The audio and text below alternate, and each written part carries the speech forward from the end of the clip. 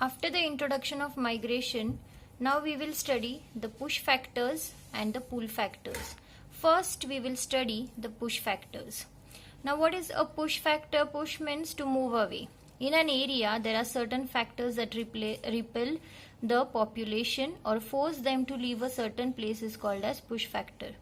Now, if there is an area or there are some situation in that area which you do not like, okay, such situation compels you to leave it. Okay, it makes you repel, it makes you to go away from that area.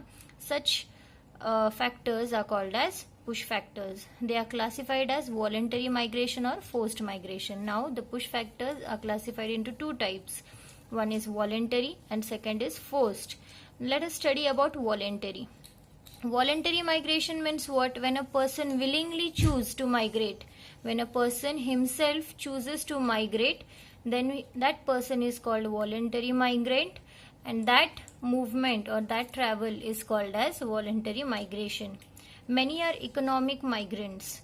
Now, when a person himself decides willingly to migrate, that time, many of the time, the reason is what? The economic improvement or a better quality of life. So, such type of migrants are called economic migrants.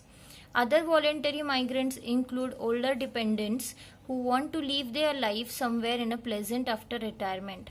Now, there is another category of voluntary migrants.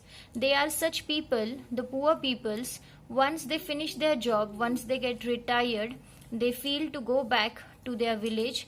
Why? Because they don't want to live in the congested area. They feel free to live in their own villages. Okay. Now, the next type is forced migration. Now, in this, the people, they themselves or they willingly, they don't want to leave that area, but a situation, a crisis occur in that area and they have no choice left, they have no option left. Due to this, they have to leave their homes. Okay, such type of migration is called as involuntary migrations, and the people who migrate in this situation, they are called as involuntary migrants. So what can be the situation? The situation can be of war, the situation can be of natural disaster. These peoples are also called as refugees and or forced migrants. Okay, often push factors are negative things such as unemployment, crop failure, droughts, flooding, war, poor education opportunities, or poor services and amenities. So mainly push factors are all the negative things. Whenever the situation is negative, whenever the situation is unpleasant, that time the people, they are thrown away or they don't feel like living in such area. So what are the situations? Unemployment, crop failure, droughts, flooding, war, poor education opportunity, and poor services and amenities. Now let us study the next factor, that is the pull factor. As the push factor depends on all the negative things, the pull factor depends on all the positive things. Okay, as the push factor repels the people, the pull factors attract the people. Okay, now what are the things or what are the situations in the pull factor? The situations are job opportunity, a better standard of living, better education, better health care. So all these things, they attract the people.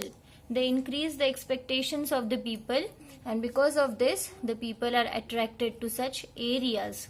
The factors that attract population are better employment, fertile soil, good climate, easy availability of drinking water, well-developed infrastructure facilities. Now, reasons of migration in this figure you can see. In the pull factor, a magnet is portrayed. Okay. So, magnet attracts what? A good health care, money, job, city life, education, peace, food.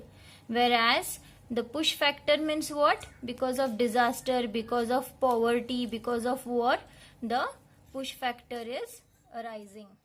Now, let